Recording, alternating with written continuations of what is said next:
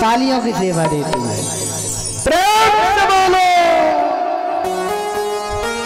दहन रब दानाई रे, दहन रब दानाई रे, भूखे के भोजन प्यासे को पानी, दहन रब दानाई रे, दहन रब दानाई रे, दहन रब दानाई रे, भूखे के भोजन प्यासे को पानी, दहन रब दानाई रे, दहन रब दानाई रे, दहन रब दानाई रे, भूखे के भोजन प्यासे को पानी, दहन रब दानाई रे, दहन रब दानाई रे, दहन रब दानाई रे, भूखे के भोजन प्यासे को पानी, दहन रब दानाई रे। तालियों की सेवा देते हैं।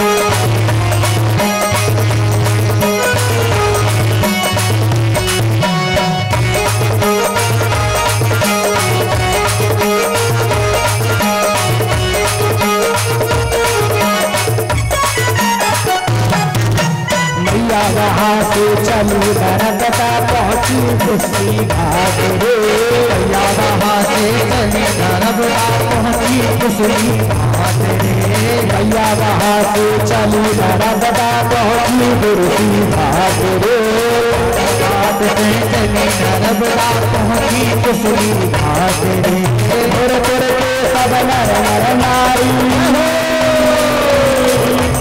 गुरु गुरु के सब नर नर नारी दिया जला के छोड़ रे नर्मदा माई रे नर्मदा माई रे भोजन प्राचीन नर्मदा नर्मदा माई रे नर्मदा माई रे भोजन प्राचीन नर्मदा माई रे नर्मदा माई रे नर्मदा माई रे भोजन प्राचीन नर्मदा माई रे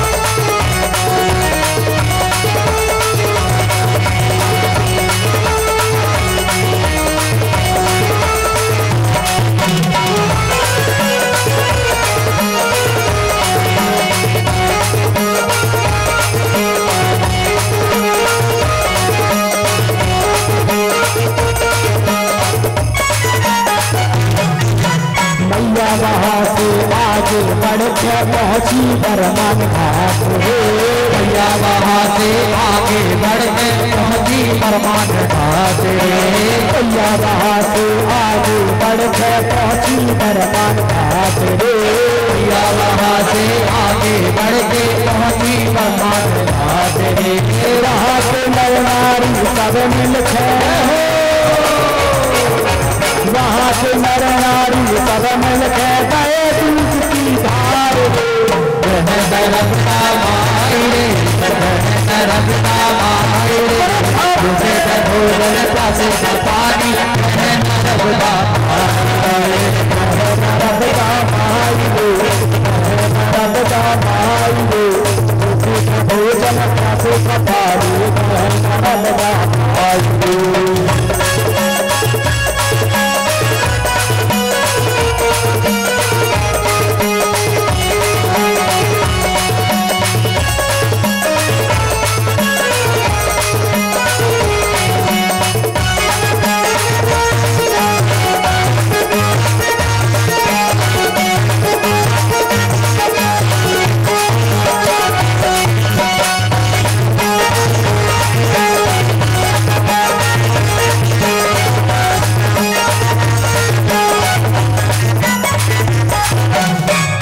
पुराण की बाल व्यास जी मैया जी के पूर में पुराण व्यास जी मैया जी की गोद में कर पुराण की बाल व्यास जी मैया जी के पूर में कर पुराण व्यास जी मैया जी के पूर में मैया जी के पुराण सुना रे मैया जी के पुराण सुना रे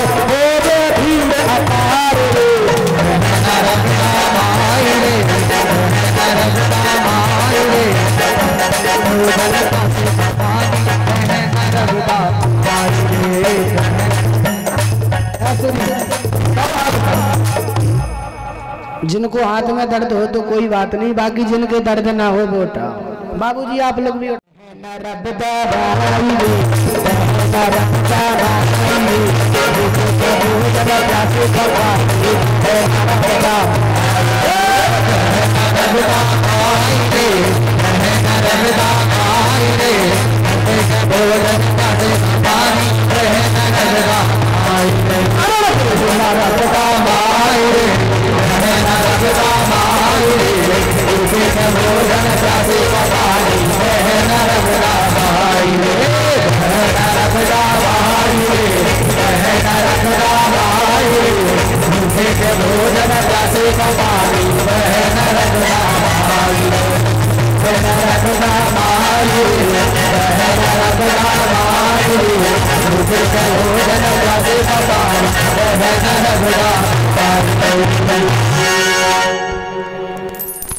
भूखे खे भोजन प्यासे खो पानी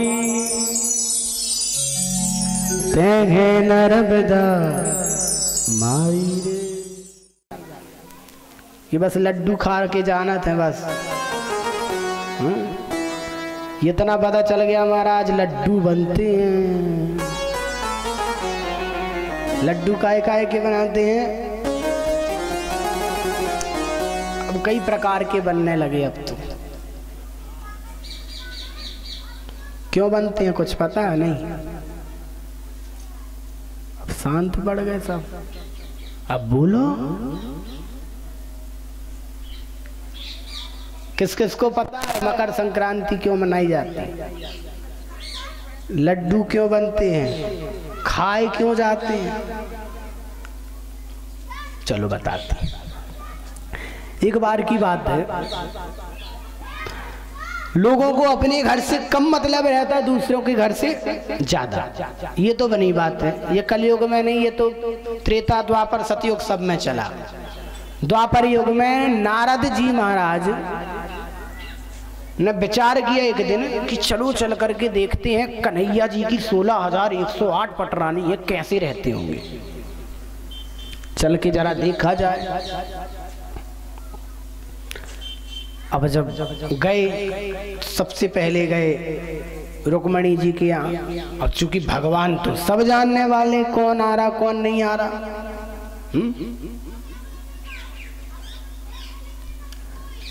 तो जैसे ही पहुंचे तो पहुंच करके सबसे पहले रुक्मणी जी के यहाँ गए तो बढ़िया स्वागत सत्कार किया, जैसे एक ऋषि का किया जाता है। और नारद को देव ऋषि कहा गया है। क्या कहा गया है? देव ऋषि, अर्थात देवों के ये ऋषि हैं, इसलिए इन्हें देव ऋषि। जैसे देवताओं के राजा कौन? इंद्र। देवताओं के गुरु कौन? बृहस्पति। वैसे देवताओं के ऋषि हैं कौन? नारद मुनि। तो विचार किया नारद मुनि ने, चल के जरा देखा जाए कैसे रह रहे होंगे। तो अब कोई साधु संत, देखो भैया बहुत हल्ला करते हैं, थोड़ा भगा देना यहाँ से। तो पता नहीं अम्मा ने भी सोचा था कि अच्छा है 3 घंटे के लाने शांति मिलत हुए। इसे वेदी जाओ तो कथा हो रही थी, सुने आओ। जे नहीं पता सुनेंगे कम, सुनाएंगे ज्यादा। उनके चक्कर में कुछ कथा ही नहीं कह पाओ।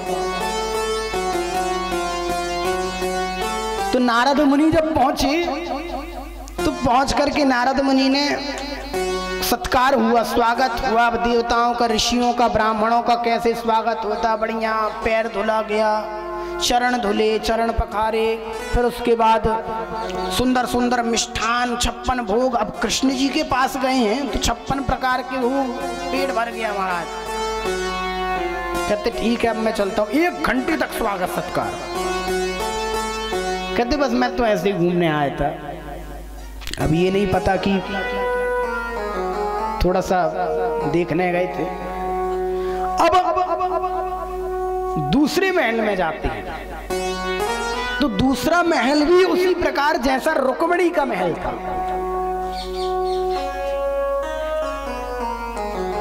जैसा महल रुक्मणी का था वैसा ही महल दूसरी पत्नी जाम्बवती का था।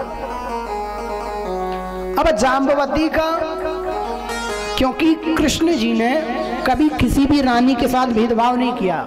सबसे पहली बात, जितना प्रेम रुक्मणी को दिया उतना ही प्रेम बाकी की रानियों को दिया। उन्हीं सबका एक सा महल, एक से वस्त्र। कोई पत्नी ये नहीं कह सकती कि हमें कम साड़ी दिलाई। कोई पत्नी ये नहीं कह सकती कि हमारा घर छोटा, बड़ी वाली का ज्यादा बड़ा है। अर्थात किसी को मौका नहीं दिया कृष्ण जी ने। नारद मुनि पहुंचे, सोचा कि यार कुछ नहीं तो कम से कम देखूं जरा चल के।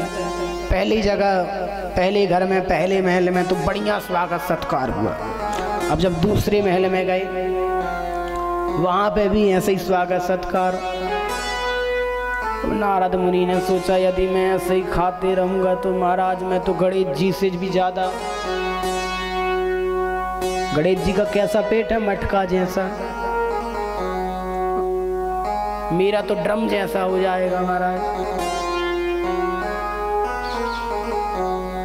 अब हर जगह जाते तो बस चरण धुलवाते और आ जाते, चरण धुलवाते आ जाते। अब क्या देखते हैं, मुख्य बात क्या देखने गए थे कि कृष्ण जी किसके पास ज्यादा रहते हैं।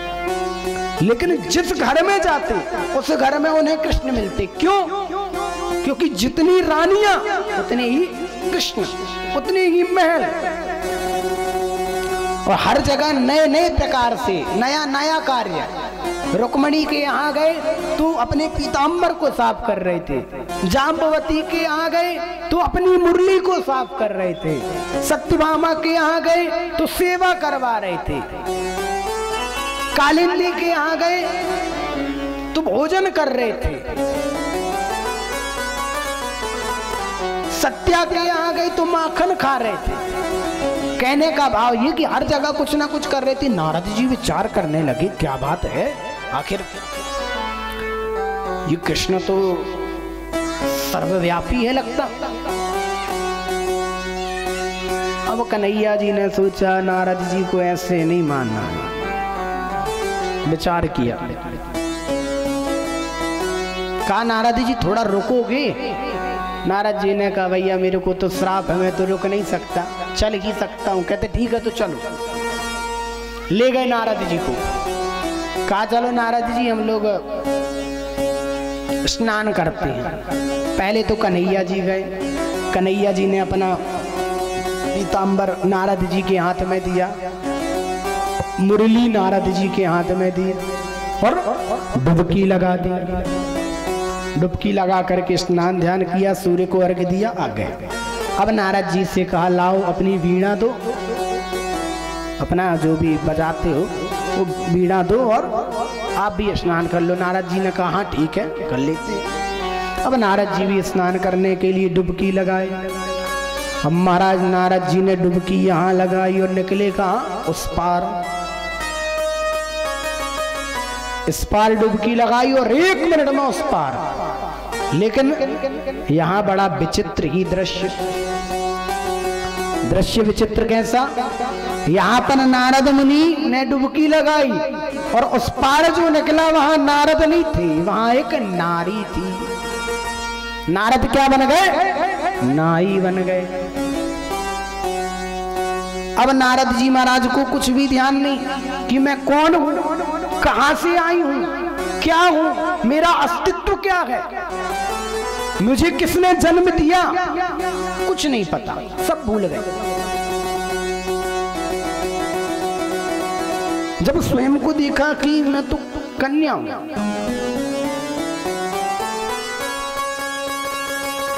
वहां पर भी भगवान पहुंच गए।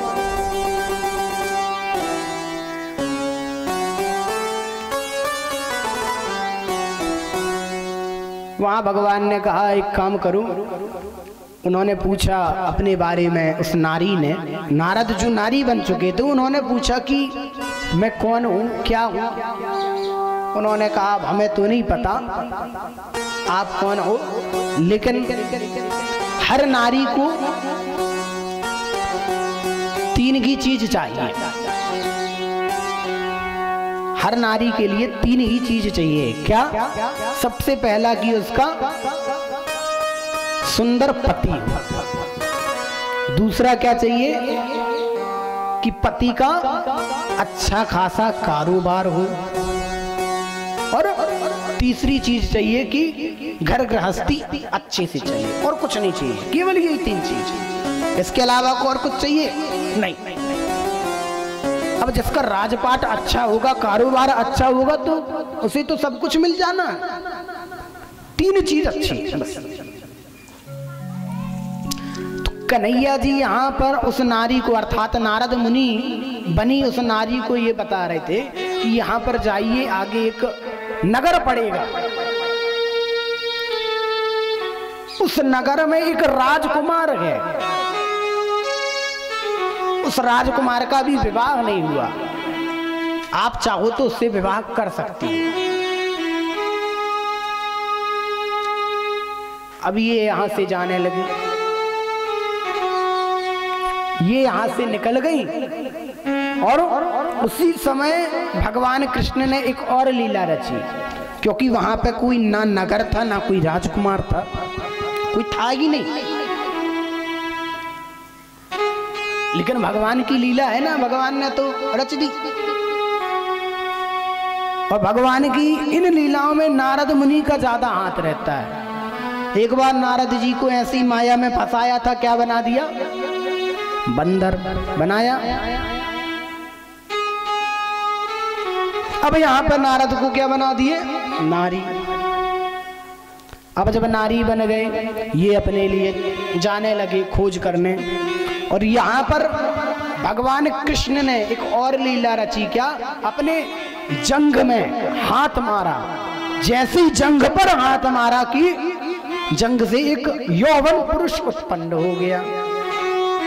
और यह यौवन पुरुष जब उत्पन्न हुआ तो उसका नाम रख दिया क्या? तालजंग। क्या नाम रखा? तालजंग। तालजंग नाम क्यों रखा? क्योंकि जंग में उन्होंने ताल किया, अर्थात ताली बजाई और वो युवक उत्पन्न हो गया। जैसे युवक उत्पन्न हुआ वही हाल जैसा उस नारी का है। नारी को भी नहीं पता कि मैं कहां से आई, क्या आई। और तालजंग जैसे ही उत्पन्न हुआ, तालजंग ने स्तुति की। कौन सी स्तुति की?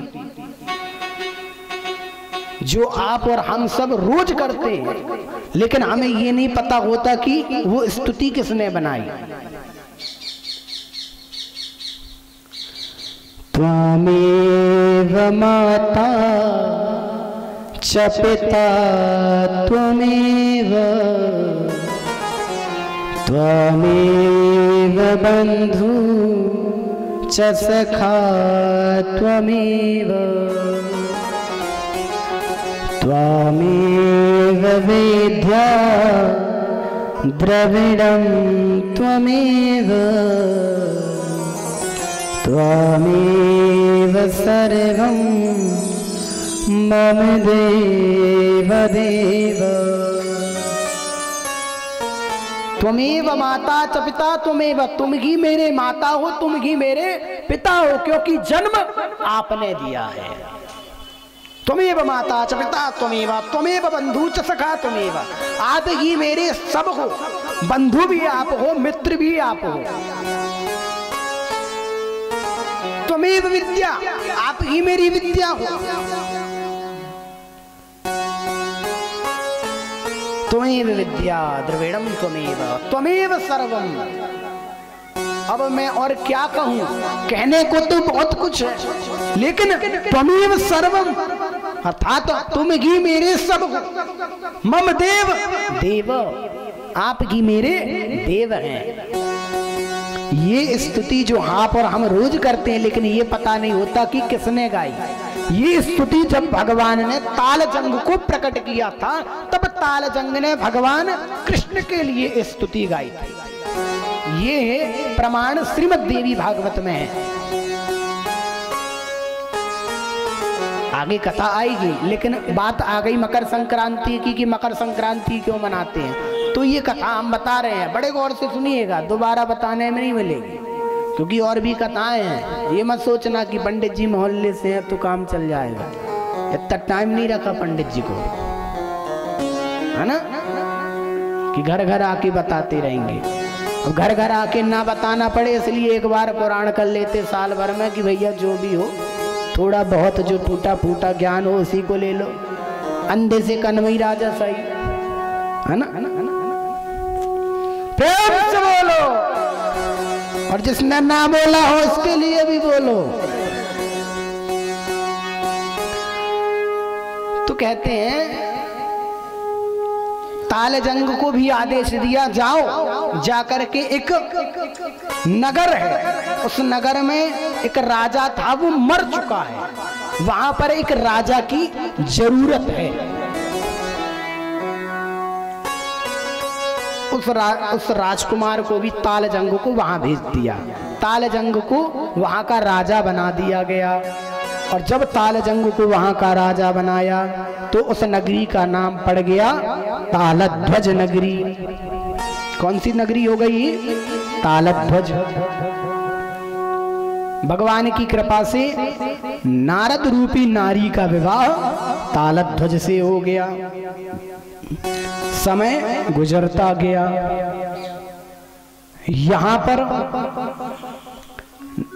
नारद रूपी नारी के 60 पुत्र हो गए।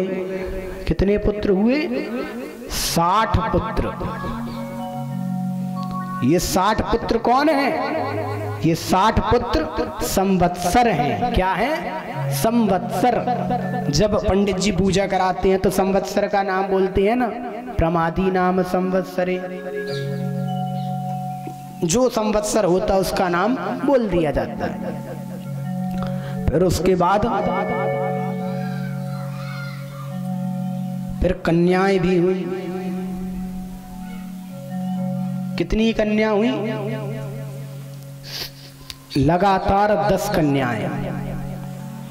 जब 10 कन्याएं हुई तो जब हमारे घर में कोई पुत्र होता है, लड़का बच्चा होता है, तो हम लोग क्या करते हैं? गुड़ के लड्डू खाते हैं, विस्वार के लड्डू खाते हैं। खाते कि नहीं?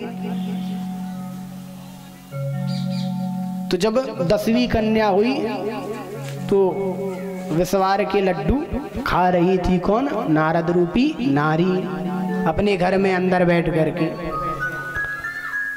अब होता है ना कि कोई अम्मा, कोई नारी यदि दूसरी नारी से कहती है, काय भैया तुम तो बड़े विस्वार के लड्डू खा रही हो, क्या बात है? तो उसे संकोच हो जाता, थोड़ा सा शर्म आ जाती है शर्म। तो जब एक नारी दूसरी नारी से कहती तो उसको इतनी शर्म आती। तो विचार कीजिए कि जब एक परपुरुष जो जिसको हम जानते ही नहीं है, वो आकर के यदि हमसे कहे तो हमें कितना बुरा लगेगा, कितना फीका लगेगा। तो भगवान कृष्ण ने विचार किया कि चलो चल करके देख करके आए कि क्या हाल है नारी का। और पहुंच गए। पहुंच करके भगवान ने भी वही कहा, क्या? उस नारी से कहा, काय बिन्ना बहुत विस्वार के लड्डू खा रही हो। जैसे ही सुना तो सकुच आ गई, शर्मा गई। पूछने लगी, आपका परिचय, कौन हो आप? और ऐसे सीधे सीधे हमारे घर के अंदर कैसे आ गए? क्या यहाँ के राजा ने आपको नहीं रोका? भगवान ने कहा, मुझे कोई नहीं रोक सकता। कहते आप हमारे घर के अंदर काहे आ गए? तो भगवान ने कहा, याद करो आप भी घर घर जाते रहे, बड़ी आदत थी ना दूसरों के घर में ढूंढने की। अब देखो अपने घर क्या हाल है, फिर भी याद नहीं आई। कहते थोड़ा सा विचार करो, हम कौन हैं और तुम कौन हो? हम कौन हैं और तुम कौन हो? जब विचार किया, ध्यान आया कि मैं नारद नाम का बहुत बड़ी देवर्षि हूं, नारद देवर्षि। कहते मेरा ये हाल आपने क्यों किया? क्या कारण है? कहते कारण कुछ नहीं, सबसे बड़ा कारण ये है कि नारी जो नारद रूपी जो नारी और जो तालजंग है, जो संवत्सर होते हैं ना, ये जो हम हर वर्ष चेंज होता है, हर वर्ष बदलता है, ये पुत्र किसके हैं? तालजंग के पुत्र हैं। और इनके दादा कौन है? भगवान श्री कृष्ण इनके दादा हैं। और ये जो 12 राशियां हैं ना, ये 12 राशियां भी कौन है? ये तालजंग की पुत्रियां हैं। कौन कौन सी राशि? मेष, वृष, मिथुन, कर्क, सिंह, कन्या, तुला, वृश्चिक, धनु, मकर। 10 कन्या हो चुकी थी। अब जब 10 कन्या हुई, राधे राधे, तो उन्होंने पूछा, कहते ठीक है मुझे तो सब याद आ गया, लेकिन ये बताइए क्या जैसे मेरे 60 पुत्र हुई वैसे 60 पुत्रियां भी होंगी? भगवान ने कहा नहीं नहीं नहीं, 60 पुत्री नहीं होंगी, बस 2 पुत्रियां और होंगी। पर आप वहां आ जाना। कहाँ? नदी में। सारी लीला उन्होंने रच दी, बता करके चले गए।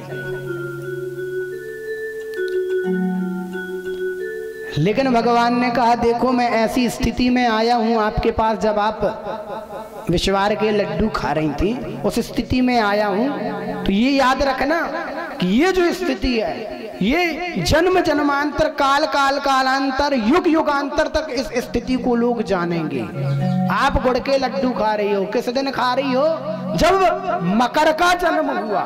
मकर कौन? वो संक्रांति, वो राशि, 12 राशि और 12 ही संक्रांति होती है। लेकिन हम जानते किसे हैं? केवल और केवल मकर संक्रांति को। क्यों जानते हैं? क्योंकि उस समय भगवान मकर के जन्म के उपलक्ष्य में भगवान नारद जी के घर गए थे, अर्थात उस नारी के घर गए थे, और वो मकर संक्रांति इसलिए मनाई जाती है।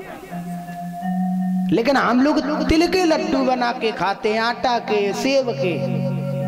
एक बात ध्यान रखना, कम से कम ये नियम है कि 11 लड्डू विश्वार के, विश्वार तो जानते ही हो है ना, जैसे कृष्ण जन्म कल जब बना करके लाओगे आप लोग वही वाले लड्डू, ये लड्डू कम से कम 11 लड्डू सबसे पहले नर्मदा जी में जा करके उन्हें किसी भी साधु को, संत को जो वहां किनारे बैठे रहते हैं उन्हें सबसे पहले दान करो। उसके बाद आकर के अपने घर पर दूसरे लड्डुओं को पाओ, उसको भी पा सकते हो, उसको पाने का बड़ा महत्व है। तिली के लड्डू तो ठीक है, ये जब एकादशी आती है तब उसका महत्व होता है, लेकिन इसका सबसे ज्यादा महत्व है मकर संक्रांति के दिन। और मकर संक्रांति में सबसे पहले वहां दे करके आओ। क्यों? क्योंकि उस समय शोबर उठा नहीं था। जब मकर का जन्म हुआ था तो सोबर उठा नहीं था। अब बिना सोबर उठे खा लेते हो क्या? नहीं ना। तो सबसे पहले मानो वो एक प्रकार से शोबर है, शूतक जिसको कहते हैं कि भाई कोई स्पर्श ना करे, तो वो सोबर हट जाए, इसलिए लड्डू वहां जाके दान करके आओ, फिर घर आओ, दूसरे दिन लड्डू को पाओ। प्रयास करो कि मकर संक्रांति के दिन ना पाओ। समय गुजरता गया, 2 बेटियां और हुई। कौन कौन? कुंभ और मीन। तो हर 12 वर्ष में सूर्य एक राशि पर जाते हैं। सूर्य जिस राशि पर जाते हैं वही राशि को संक्रांति भी कह देते हैं। संक्रांति अलग नहीं है, संक्रांति राशि को ही कहते हैं। जब मकर की संक्रांति लगी, फिर धनु की, फिर कुंभ की, से 12 प्रकार की 12 महीने। अब सारी लीला हो गई। जब 12 पुत्रियां हो गई तो अब ये हुआ भगवान की लीला से नारद रूपी नारी के घर में एक पुत्र को हैजा हो गया। हैजा बहुत बड़ी बीमारी है, हो जाए तो फिर सब, जब हैजा हुआ तो सबको फैलने लगा। अब चूंकि भगवान ने तो बता के आ गए थे कैसी लीला करना है, तो आई अपने कुछ पुत्रों को लेकर के, कहा? किनारे, नदी के किनारे। नदी के किनारे आकर के स्नान करने से पहले 4 लोगों को जरूर स्नान करा देना चाहिए। एक बात और ध्यान रखना भैया, जब हम कभी स्नान करने जाते हैं तो 4 लोगों को सबसे पहले स्नान कराओ, बाद में खुद करो। सबसे पहले कौन? सबसे पहले स्नान कराओ अपने लड़का बच्चा को, जो छोटे छोटे हैं। पता चले आप स्नान करने गए और लड़का बच्चा पहुंचे बीच मझधार में, है ना, तो सबसे पहले लड़का बच्चा को स्नान कराओ और बिठाल दो, लीपा पोती करके उसकी, और बिठाल दो। यदि ले गए हो तो, वैसे तो ये साबुन शैम्पू नहीं ले जाना चाहिए, है? नदी के किनारे, कोई भी नदी हो, ये जरूरी नहीं कि जब गंगा मैया, यमुना मैया, नर्मदा मैया के तीर में जाओ तो ही नहीं ले जाना, क्योंकि नदी तो सभी है। तो सबसे पहले अपने लड़का बच्चा को, दूसरा किसे स्नान करा के बिठा दो? बड़े बूढ़ों को। क्यों? पता चला आप स्नान करने गए, वो धीरे धीरे दादा और करते करते गए, पता चला लुढ़क गए सो और पीरना। सो सबसे पहले उनको भी स्नान करा दो बढ़िया और बिठा दो कि महाराज बैठ जाओ, स्नान कराओ। तीसरा किसे स्नान कराओ? यदि ले जाते हो साथ में किसी बीमार को तो ना ले जाओ, प्रयास करो ना ले जाओ, लेकिन जाता तो है। अरे नहीं नहीं ठीक है, रात में खराब थी, अब तो ठीक है, अब सुबह बढ़िया हूँ। पता चला आप अपना स्नान करने जा रहे हो और वो भी बढ़िया स्नान करे, रात में तो कम रही, सुबह और ज्यादा हो गई। तो उनसे कहो भैया डुबकी लगाओ और आ जाओ। महत्व डुबकी लगाने का है, तैरने का नहीं है ना। महत्व काय का है? डुबकी लगाने, लगाओ और बैठ जाओ। 3 जन हो गए। चौथा किसको? उसे स्नान करा के बिठा दो जो आपके साथ आपके घर में मेहमान बन के आया। नाते रिश्तेदार का भी ध्यान रखना है कि नहीं। पता चला साथ में गए हैं आपके साथ नहाने और घर से पत्नी फोन कर रही, काय पहुंचे कि नहीं? कहते अरे पहुंचे तो, लेकिन अब होते से नहीं निकले, का पता निकलत है कि नहीं।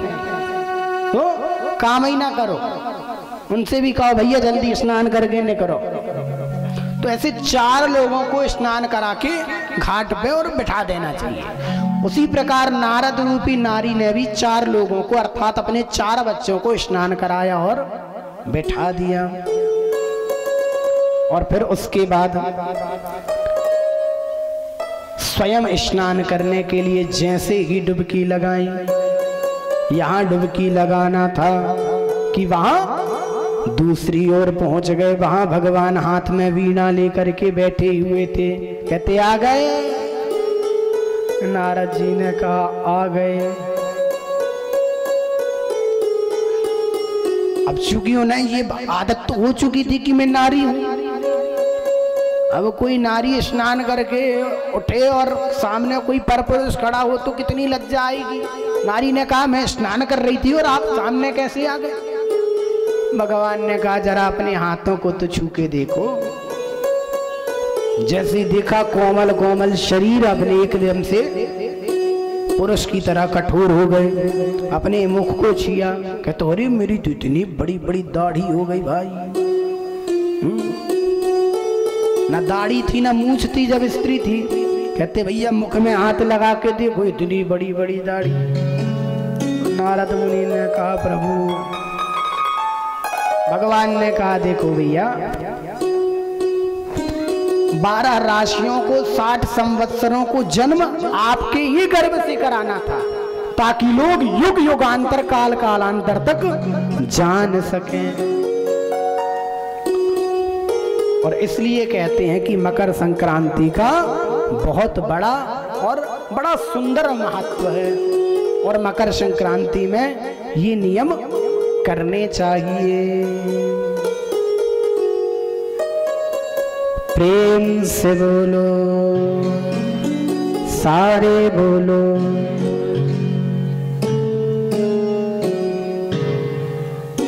माई सबके बाल गोपाल सदा नौनी राखियो।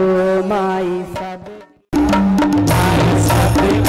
बाल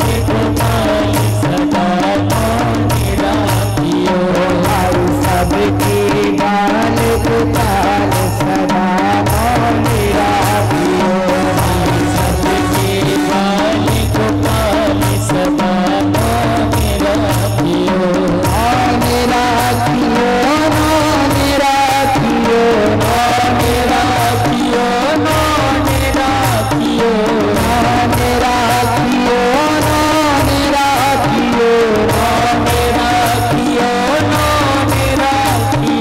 माई सबके बाल गोपाल सदा नौनी राखियो। माई सबके बाल गोपाल सदा सबके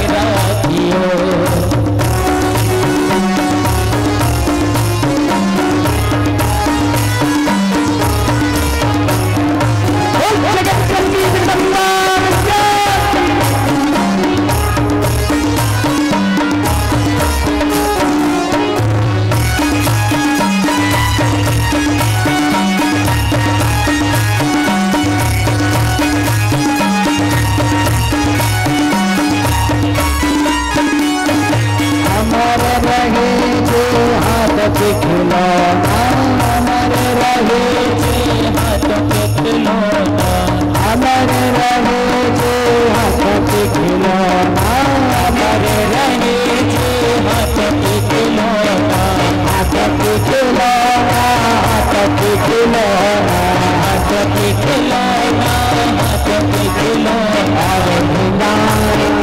और भिंगाना आदि काल सदा मेरा जियो सबके बाल गोपाल सदा मेरा जियो भाई सबके बाल गोपाल सदा मेरा जियो सबके बाल गोपाल सदा मेरा जियो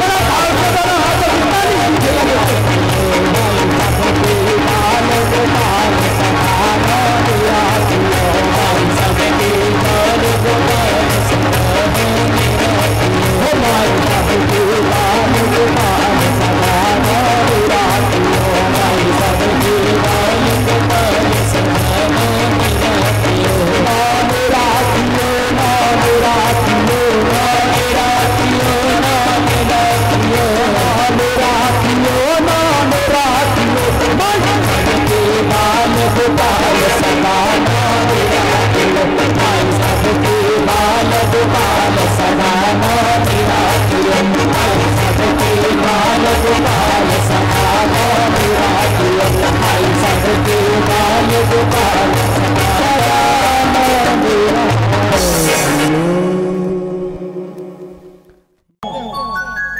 अच्छे माई सबके बाल गोपाल सदा नौने राखियो। मैया से ही प्रार्थना करना है, क्योंकि मैया ही तो अपने बाल गोपालों को अच्छा रखेगी, है ना। पिताजी तो नौकरी में चले जाते हैं, लालन पालन तो मैया ही को करना है।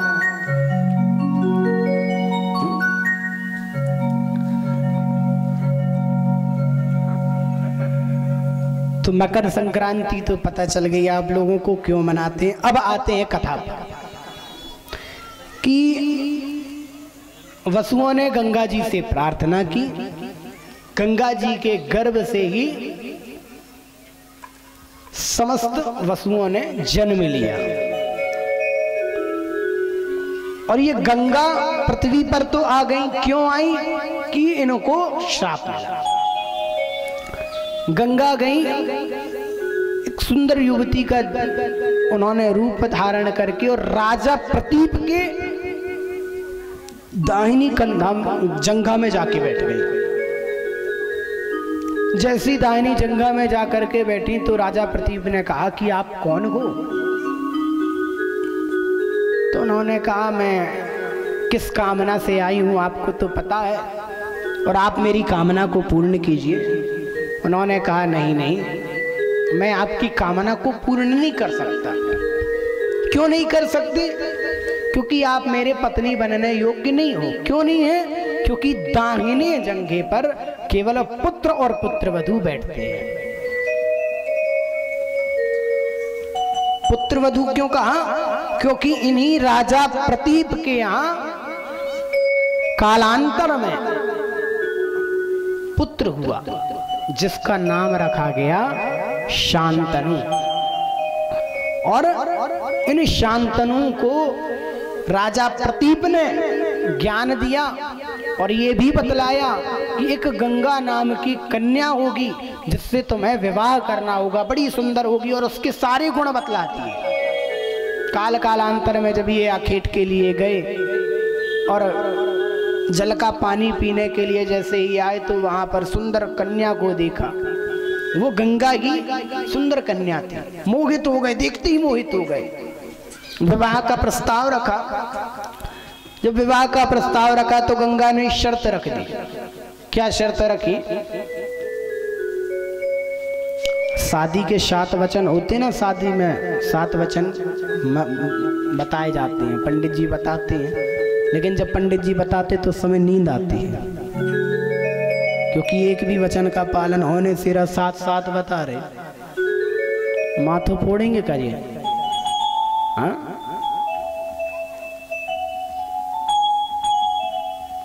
किसी ने जाग करके स्वयं की शादी देखी? देखी? किसने देखी बताओ जरा।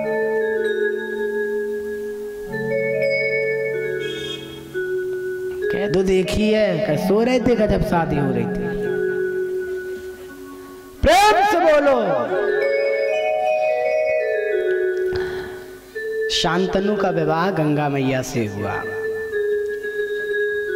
जैसे कि 7 वचन दिए जाते तो गंगा मैया ने भी एक वचन मांगा अपने पति से कि आप मुझे वचन दीजिए कि आप मुझे कभी भी किसी कार्य के लिए नहीं रोकेंगे। जो मैं करूंगी वो करने दोगे, नहीं रोकोगे। और माताओं को यही तो चाहिए, करें तो कोई रोके ना।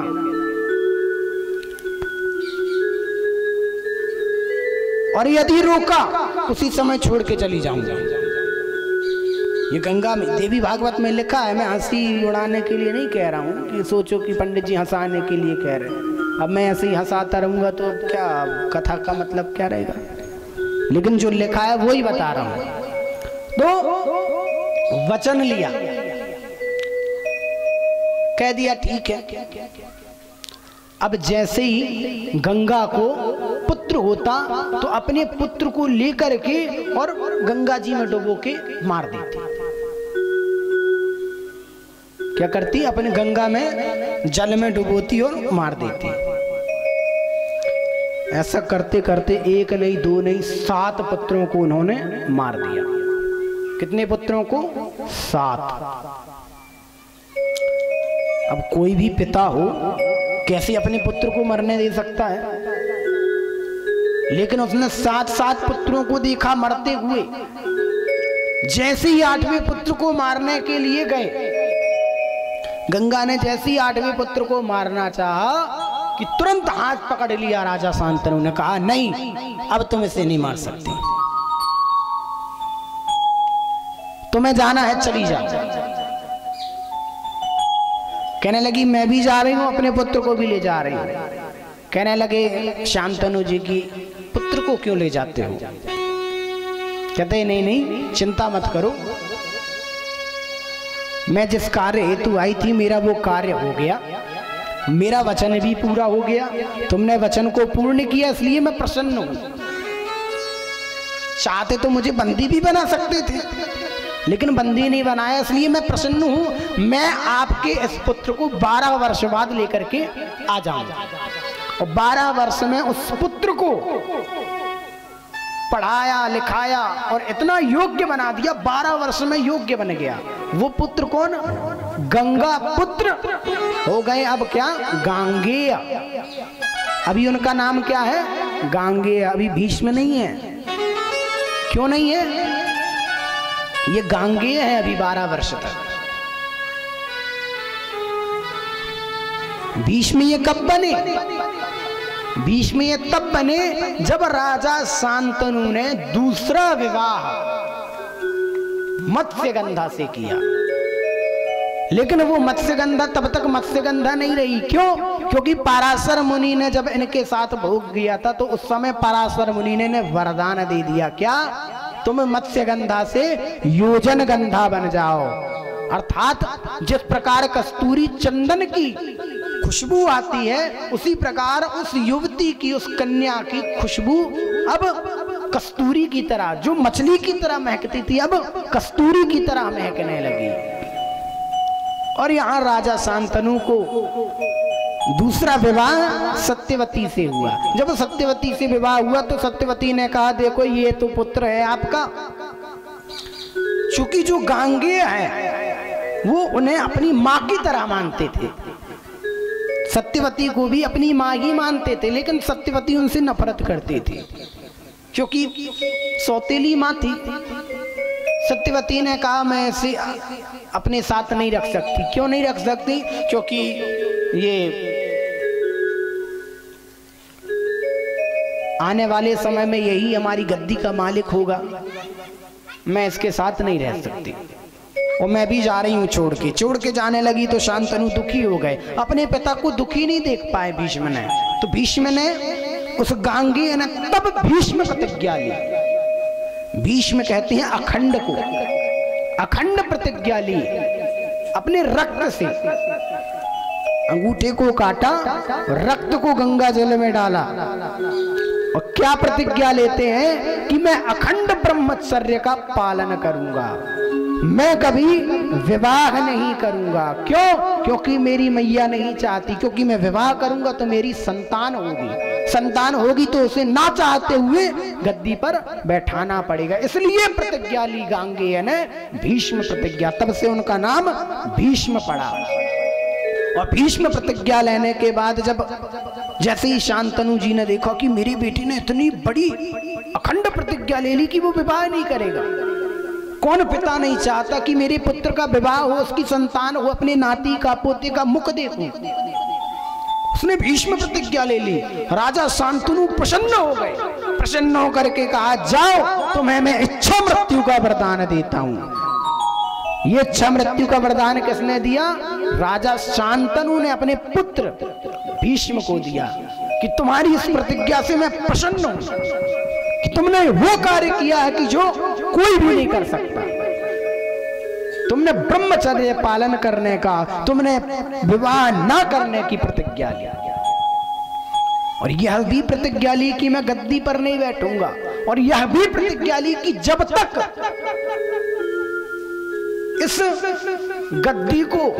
इस गद्दी में बैठने वाला उसका अधिकारी नहीं मिल जाता तब तक मैं अपने प्राणों को भी नहीं त्यागूंगा। क्या हुआ? भीष्म पितामह ने अपने ही सामने देखा किसका जन्म? धृतराष्ट्र का, विदुर का और पांडु का। तीनों चले गए, पांडु भी चले गए और धृतराष्ट्र भी चले गए। समय मिलेगा तो पांडु की कथा सुनाएंगे और नहीं मिलेगा तो जयराम जी की। प्रेम से बोलो, क्योंकि अभी आप लोग उठ के भगने लगोगी। अभी देखोगे 6 बज गए, नल आने वाले हैं, तो हमें अभी जल्दी जल्दी कथा करनी पड़ेगी। कितना बज गया? 5:59 तो हो गए, 1 मिनट बचा। अब 1 मिनट में क्या कथा कर लेंगे? तो कहाँ थे? भूल गए? भीष्म तो गद्दी पर बैठ नहीं सकते, और जब तक अधिकारी नहीं मिल जाएगा अपने प्राणों को भी नहीं त्यागूंगा। देखा दुर्योधन भी बैठने के लायक नहीं है, युधिष्ठिर था बैठने के लायक, लेकिन इतना बड़ा महाभारत देखना था। महाभारत को देखा, उसके बाद युधिष्ठिर को गद्दी पर बैठाला, और फिर उन्होंने जब सूर्य उत्तरायण हुए तब उन्होंने अपने देह को त्यागा। भगवान के युधिष्ठिर से कहा मुझे गोलोक जाना है। गोलोक अर्थात भगवान के धाम।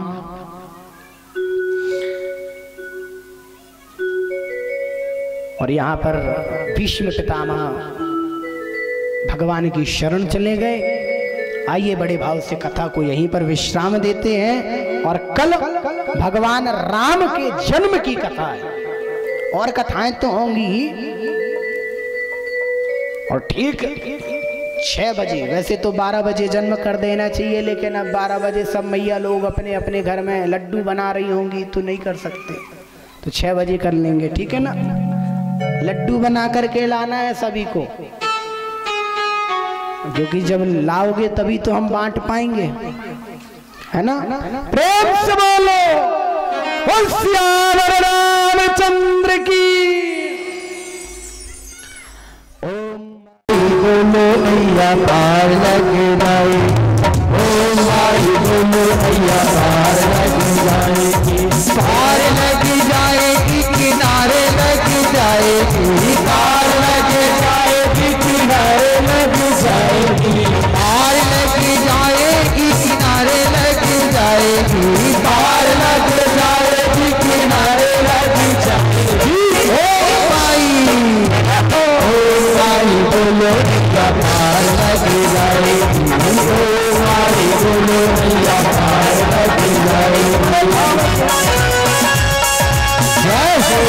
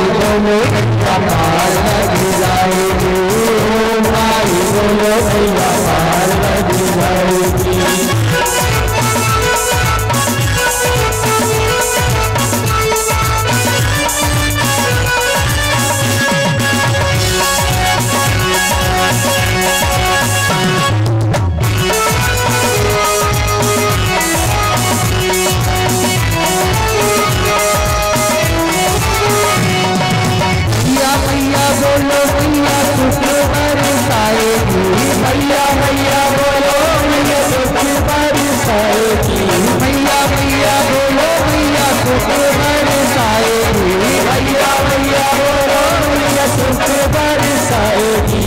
आगे अपने भक्तों के कष्ट मिटाएगी, आगे अपने भक्तों के कष्ट मिटाएगी, आगे अपने भक्तों के कष्ट मिटाएगी, आगे अपने भक्तों के कष्ट मिटाएगी। दुख मिटाने वाली सुख बरसाएगी, दुख मिटाने वाली सुख बरसाएगी, दुख मिटाने वाली सुख बरसाएगी, दुख मिटाने वाली सुख बरसाएगी। ओ माई बोलो मैया पार लग जाएगी, ओ माई बोलो मैया पार लग जाएगी, पार लग जाएगी किनारे लग जाएगी, पार लग जाएगी किनारे लग जाएगी। ओ माई बोलो पार लग जाएगी, ओ माई बोलो मैया पार लग जाएगी।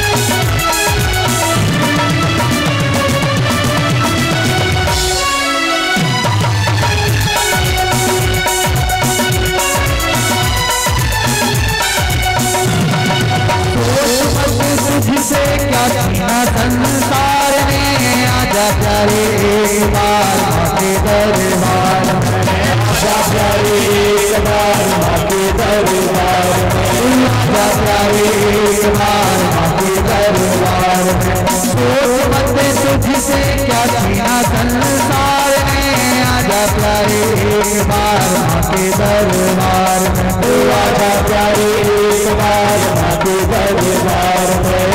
थोड़ा मिटाने वाली सुख बरसाएगी, थोड़ा मिटाने वाली सुख बरसाएगी। ओ माई बोलो पार लग जाएगी, ओ माई बोलो पार लग जाएगी, ओ माई बोलो पार लग जाएगी, ओ माई बोलो पार लग जाएगी, पार लग जाएगी, लग जाएगी, पार लग जाएगी, लग जाएगी, पार लग जाएगी, लग जाएगी, पार लग जाएगी, लग जाएगी। ओ माई बोलो मैया पार लग जाएगी, ओ माई बोलो मैया पार लग जाएगी, ओ माई बोलो मैया पार लग जाएगी, ओ माई बोलो मैया पार लग जाएगी, मैया पार लग जाएगी, मैया पार लग जाएगी, मैया पार लग जाएगी, मैया पार लग जाएगी, मैया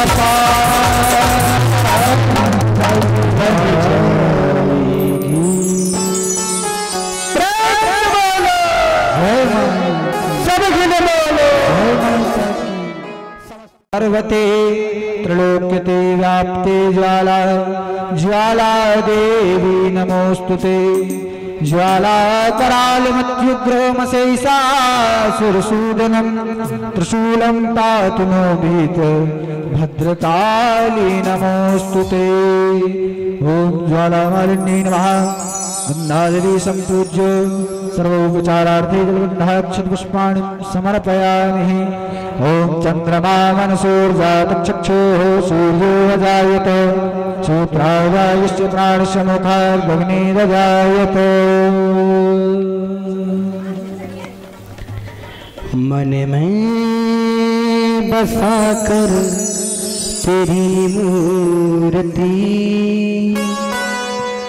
उतारूं मैं अम्बे तेरी आरती। मन में बसा कर तेरी मूर्ति उतारूं मैं अम्बे तेरी आरती। मन में बसा के तेरी मूर्ति उतारूं मैं अम्बे तेरी आरती। सर्वमंगला तुम्ही भगवती, तुम्ही सर्वमंगला तुम्ही भगवती, तुम्ही सर्वमंगला तुम्ही भगवती, तुम्ही सर्वमंगला तुम्ही भगवती। उतारूं मैं अम्बे तेरी आरती, मन में बसा कर तेरी मूर्ति, उतारूं मैं अम्बे तेरी आरती। करुण करो कष्ट करो चिंता मिटा दो, आया शरण पूज्य चरण भाग्य जगा दो। करुण करो कष्ट हरो चिंता मिटा दो, आया शरण पूज्य चरण भाग्य जगा दो। करुण करो कष्ट हरो चिंता मिटा दो, आया शरण पूज्य चरण भाग्य जगा दो। करुण करो कष्ट हरो चिंता मिटा दो, आया शरण पूज्य चरण भाग्य जगा दो। लाख कमा तूने उद्धार है किया, लाख कमा तूने उद्धार है किया, जिसने जो मांगा तूने दे दिया, जिसने जो मांगा तूने दे दिया। छोटी सी मिनती मासूम मेरी, मन में बसा के तेरी मूर्ति, उतारूं मैं अम्बे तेरी आरती। मन में बसा कर तेरी मूर्ति, उतारूं मैं अम्बे तेरी आरती।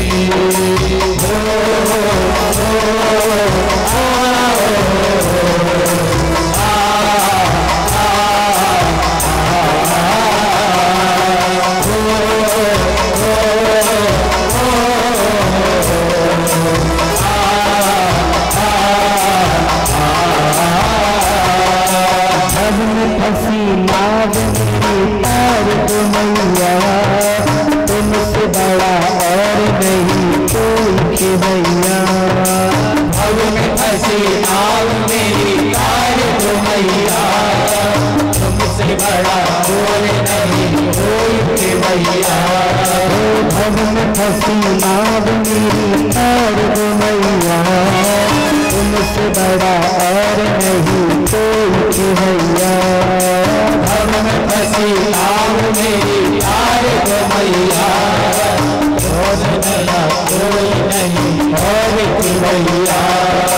दर्द की दवा तेरे पास माँ, दर्द की दवा तेरे पास माँ, टूट न जाए मेरी आसमां, टूट न जाए तेरी आसमां। जिंदगी दवा की भीख मांगती, मन में बसा कर तेरी मूर्ति, उतारूं मैं अम्बे तेरी आरती। मन में बसा कर तेरी मूर्ति, उतारूं मैं अम्बे तेरी आरती।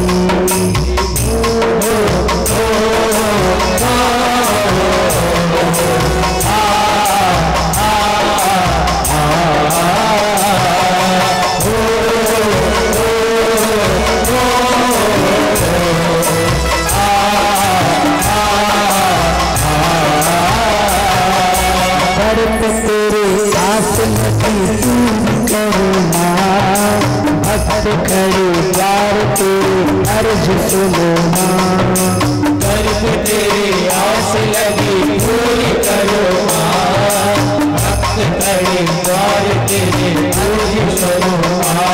हे दर्द तेरे आस लगी पूरी करुणा, भक्त खड़े द्वार तेरे अर्ज सुनो माँ। दर्द तेरे आस लगी पूरी करो माँ, भक्त खड़े द्वार तेरे अर्ज सुनो माँ। भक्तों की भर दो झोलियां जुमा, भक्तों की भर दो झोलियां जुमा, भक्तों की भर दो झोलियां जुमा, भक्तों की भर दो झोलियां जुमा। जिंदगी दया की भक्त मांगती, मन में बसा तेरी मूर्ति, उतारो तेरी आरती।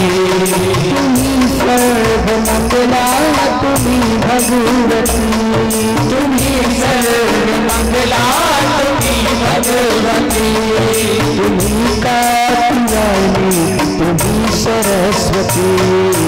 मन में बसा तेरी मूर्ति, उतारो तेरी आरती, उतारो तेरी आरती, उतारो तेरी आरती।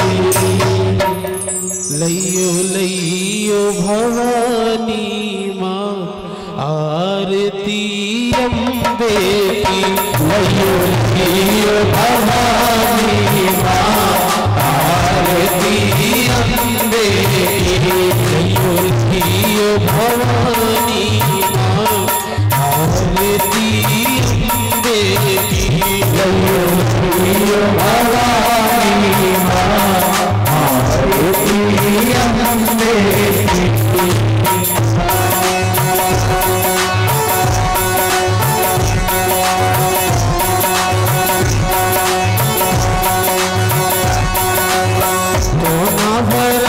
मैया तोरिए आरती, भोला बहन मैया तोरिए आरती, कोना भरत मैया तोरिए आरती, भोला बहन मैया तोरिए आरती, कोना भरत तेरो आरती अम्बे की, लइयो लइयो भवानी माँ आरती अम्बे की।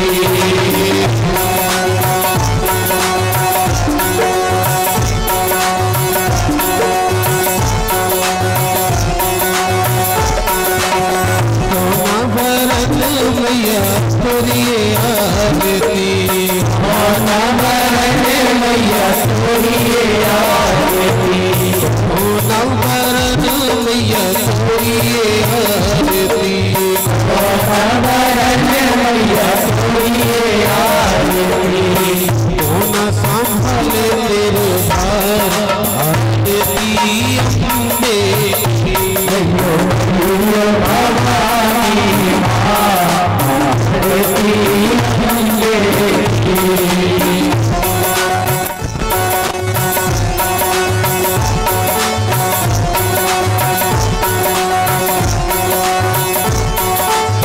लंगूरे उतारे मैया तोरिए आरती, लंगूरे उतारे मैया तोरिए आरती, लंगूरे उतारे मैया तोरिए आरती, लंगूरे उतारे मैया तोरिए आरती, हनुमत संभाले तेरो भार आरती अम्बे की, लइयो लइयो भवानी माँ आरती अम्बे की।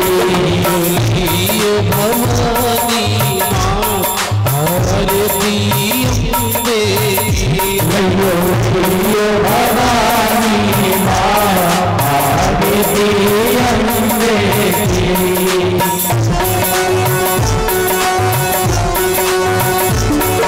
बोल जगत संगीत गंगा मैया की। काने सुपारी मैया जाना लियल, काने सुपारी मैया जाना लियल, आज सुपारी मैया जाना लियल, काने सुपारी मैया जाना लियल, बेझाला तेरी भेंट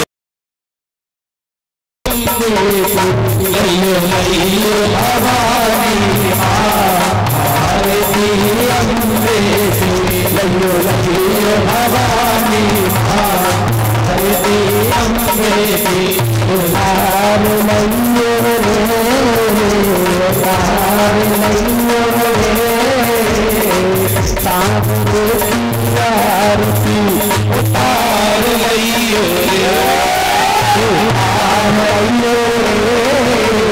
तार लइयो रे अम्बे माँ की आरती तार लइयो रे तार लइयो रे तार लइयो रे अम्बे माँ की आरती तार लइयो रे साहिब दियला साहिब राती साहिब जोर जलाई रे साहिब दियला साहिब राती साहिब जोर जलाई रे साहिब दियला साहिब राती साहिब दियला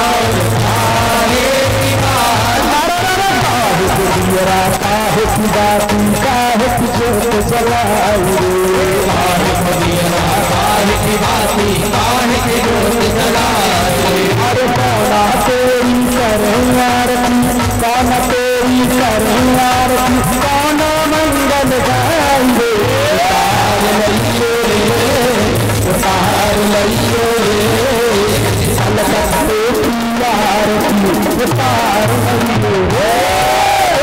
लइयो रे तार लइयो रे तार लइयो रे अलकते की आरती तार लइयो रे अरे तब से हजूरा मन की हमारी सावरिया गड़बड़ाई रे सावरिया हमारी सावरिया गड़बड़ाई सामने तो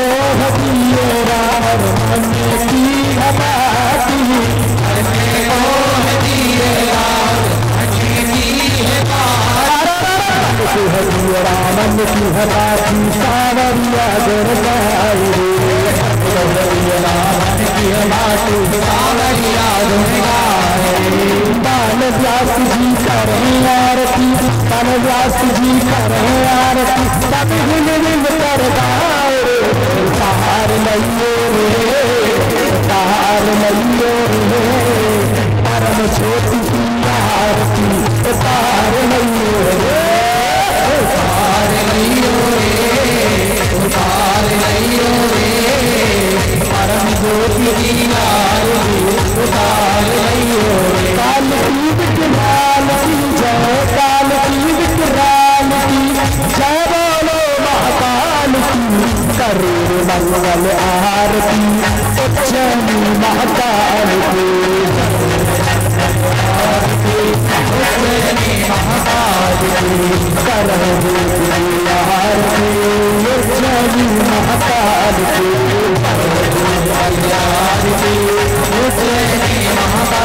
जिला रखवाला घनश्याम के पान बिगाड़े जिला रखवाला घनश्याम के पान बिगाड़े उनके पान बिगाड़े उनके पान बिगाड़े उनके पान बिगाड़े उनके पान बिगाड़े करता नाम तेरा रखवाला घनश्याम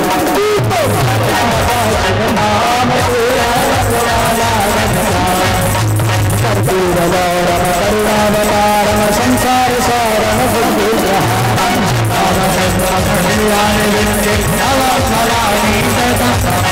मंदारमाला कुंतालकाये सप्तानमाला सत्सुखराय विद्यासागराय नमः शिवाय नमः शिवाय जमीदनाथा चपिता त्वमेवा त्वमेव बन्धु च सखा त्वमेव विद्याधीनं त्वमेव त्वमेव शरणं हरे राम हरे राम हरे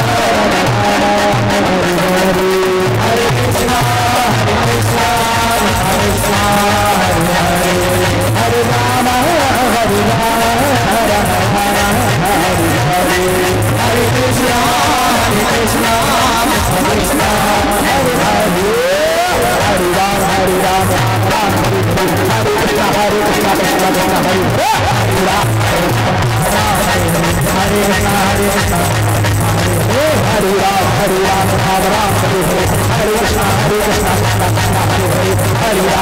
राम हरे हरे हरे कृष्ण कृष्ण कृष्ण हरे हरे हरे राम राम राम हरे हरे हरे कृष्ण कृष्ण कृष्ण हरे हरे हरे कृष्ण कृष्ण कृष्ण हरे हरे हरे कृष्ण कृष्ण कृष्ण